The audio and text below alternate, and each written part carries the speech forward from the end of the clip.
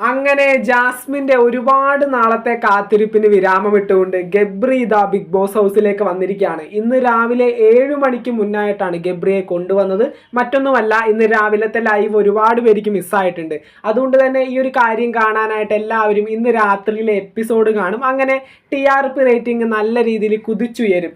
അപ്പോൾ ഗബ്രി വന്നതിനോടനുബന്ധിച്ച് എനിക്ക് ചില കാര്യങ്ങൾ സംസാരിക്കാനുണ്ട്. ആദ്യം തന്നെ ഗബ്രിയെ നേരിട്ട് കാണാൻ പറ്റുകയാണെങ്കിൽ ഞാനൊരു സല്യൂട്ട് കൊടുത്താനെ. കാരണം ബിഗ് ബോസ് ഹൗസിൽ നിന്ന് ഡീഗ്രേഡിങ് ഏറ്റുവാങ്ങിയിട്ട് പുറത്തു പോയതിനു ശേഷം ജനങ്ങൾക്ക് മുന്നിലേക്ക് ഇറങ്ങാതെ അല്ലെങ്കിൽ സോഷ്യൽ മീഡിയയിൽ ആക്റ്റീവ് ആവാതെ ഒതുങ്ങിക്കൂടുന്ന ഒരുപാട് കണ്ടസ്റ്റൻസിനെ പല സീസണുകളിലായിട്ട് നമ്മൾ ബിഗ് ബോസിൽ കണ്ടിട്ടുണ്ട്. പക്ഷേ ഗബ്രി അവർക്കൊക്കെ ചൂണ്ടിക്കാണിക്കാൻ പറ്റുന്ന രീതിയിലുള്ള ഒരു എക്സാമ്പിൾ ആണ്.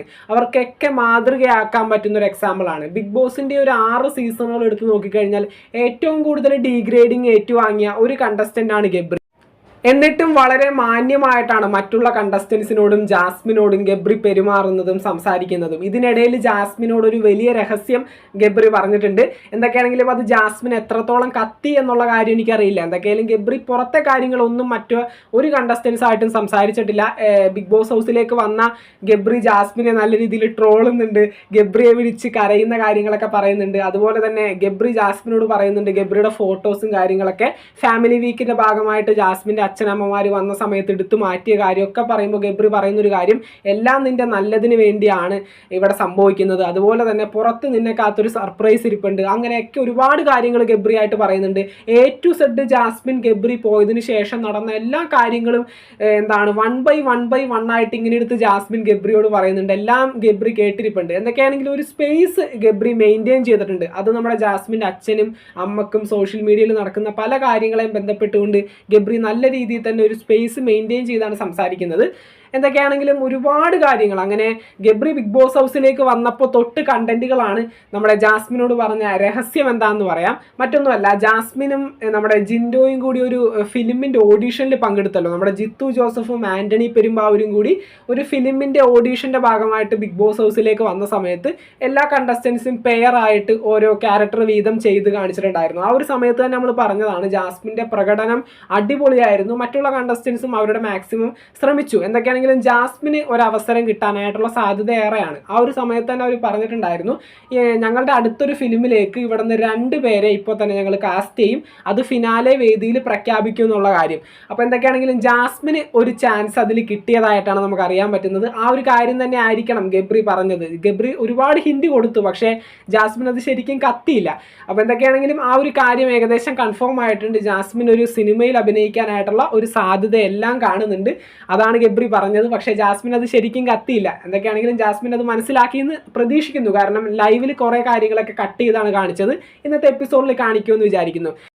അങ്ങനെ ഗബ്രി പോയതിനു ശേഷം റസ്മിൻ ഉൾപ്പെടെയുള്ള കണ്ടസ്റ്റൻസ് തനിക്കെതിരെ സംസാരിക്കാൻ തുടങ്ങിയതും തനിക്കെതിരെ ഗെയിം കളിക്കാൻ തുടങ്ങിയതുമായിട്ടുള്ള കാര്യങ്ങൾ പറയുന്നുണ്ട്. നീ ഉണ്ടായിരുന്നെങ്കിൽ ഇവിടെ എനിക്ക് ഇത്തരത്തിലൊരു അനുഭവം ഉണ്ടാവില്ലായിരുന്നു, നീ എൻ്റെ കൂടെ നിൽക്കുമായിരുന്നു എന്നൊക്കെ പറഞ്ഞ് ഗബ്രിയോട് ജാസ്മിൻ സംസാരിക്കുന്നുണ്ട്. അതിനുശേഷം ജാസ്മിൻ ചോദിക്കുന്നൊരു കാര്യമാണ്, ഫാമിലി വീക്കിൻ്റെ ഭാഗമായി വന്നപ്പോൾ ഫോട്ടോസും ചെയിനൊക്കെ എടുത്ത് മാറ്റിയല്ലോ, അതിനുശേഷം എൻ്റെ വീട്ടുകാർ നിന്നെ കോൺടാക്ട് ചെയ്യാൻ ശ്രമിച്ചു എന്ന്. അപ്പം തന്നെ ഗബ്രി എടുത്ത വായിക്ക് പറയുന്നുണ്ട്, പുറത്തെ കാര്യങ്ങളൊന്നും നീ സംസാരിക്കേണ്ട, അതിനെപ്പറ്റി അറിയാനായിട്ടുള്ള സമയമായിട്ടില്ല, എൻ്റെ വായെന്ന് പുറത്ത് നടക്കുന്ന ഒരു കാര്യങ്ങളും നീ അറിയില്ല, ഗെയിമിൽ നടക്കുന്ന കാര്യങ്ങളെ പറ്റി ചോദിച്ചോളൂ, അതിനെപ്പറ്റി നമുക്ക് എന്ത് വേണമെങ്കിലും ഇന്ററാക്ട് ചെയ്യാം, സംസാരിക്കാം, പക്ഷേ പുറത്ത് നടക്കുന്ന ഒരു കാര്യവും എന്നോട് ചോദിക്കാനായിട്ട് നീ ശ്രമിക്കരുത്. അതുപോലെ തന്നെ നമ്മുടെ ജാസ്മിനെ ട്രോളുന്നുണ്ട് അതിൻ്റെ ഇടയിൽ ഗബ്രി, നീ ഇടയ്ക്കിടയ്ക്ക് എന്തിനാണ് ഓരോ ഗെയിം കഴിയുമ്പോഴും അല്ലെങ്കിൽ ഇവിടെ സങ്കടപ്പെട്ടിരിക്കുന്ന സമയത്തൊക്കെ എൻ്റെ ഫോട്ടോസൊക്കെ എടുത്ത് വെച്ചിട്ടുണ്ട് ഗബ്രി ഗബ്രി ഗബ്രി നിന്റെ ചിരി എന്നൊക്കെ പറഞ്ഞിട്ട് ഇങ്ങനെ കളിയാക്കുന്നത്.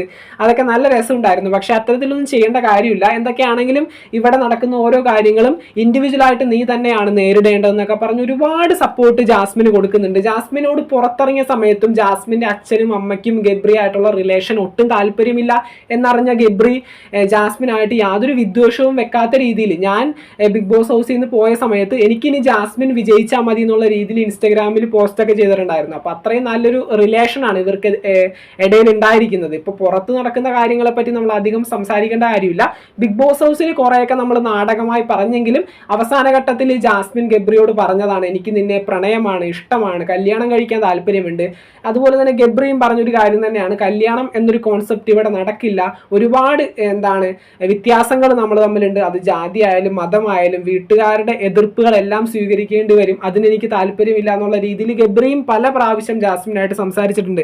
അങ്ങനെ ഒത്തിരി കാര്യങ്ങൾ ഗബ്രി വന്ന മുതൽക്കേ ജാസ്മിൻ ബിഗ് ബോസ് ഹൗസിൽ നടന്നതും നടക്കാത്തതും അങ്ങനെ ഒരുപാട് കാര്യങ്ങൾ ജാസ്മിൻ്റെ ആ ഒരു എക്സൈറ്റ്മെന്റ് നമുക്ക് പറഞ്ഞറിയിക്കാൻ പറ്റില്ല. ജാസ്മിൻ തുള്ളിച്ചാടുകയാണ് ഗബ്രി വന്നത് അറിഞ്ഞുകൊണ്ട്. അതുപോലെ തന്നെ ഈ പറയുന്ന ബിഗ് ബോസ് ഒരു ടാസ്ക് കൊടുത്തിട്ടുണ്ടായിരുന്നു, ബിഗ് ബോസ് എന്ന റിയാലിറ്റി ഷോ നിങ്ങൾ കണ്ടസ്റ്റൻസ് അല്ലാതെ പുറത്തൊരു വ്യൂവർ എന്നുള്ള രീതിയിൽ കാണുന്ന സമയത്ത് എന്താണ് നിങ്ങളുടെ അഭിപ്രായം എന്നുള്ള രീതിയിൽ ബിഗ് ബോസ് ചോദിച്ച സമയത്ത് ഗബ്രി തൻ്റെതായിട്ടുള്ള അഭിപ്രായങ്ങൾ വളരെ നല്ല രീതിയിൽ ഗെയിമിനെ വിശകലനം ചെയ്ത് ഓരോ കണ്ടസ്റ്റൻസിനെയും പറ്റി ഇൻഡിവിജ്വലായിട്ട് പറയുന്നുണ്ട്.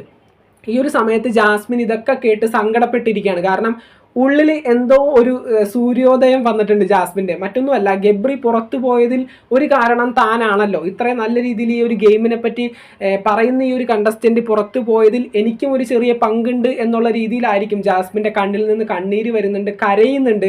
മറ്റുള്ള ആ കണ്ടസ്റ്റൻസ് ആരും ജാസ്മിൻ കരയുന്നത് കാണാതിരിക്കാൻ വേണ്ടി കണ്ണൊക്കെ പൊത്തി വെക്കുന്നുണ്ട് ജാസ്മിൻ. അപ്പോൾ അത്തരത്തിൽ ഒരുപാട് കാര്യങ്ങൾ ജാസ്മിന് മനസ്സിലായിട്ടുണ്ട് ഇതിൻ്റെ ഇടയിൽ. അങ്ങനെ ഗബ്രി ആരോടും യാതൊരു വിദ്വേഷവും ഇല്ലാത്ത രീതിയിലാണ് ഗബ്രി വന്നിരിക്കുന്നത്. അതുപോലെ തന്നെ വന്നപ്പോൾ തൊട്ട് കണ്ടന്റുകളാണ് ഇന്നത്തെ എപ്പിസോഡിൽ നമുക്കത് കാണാം.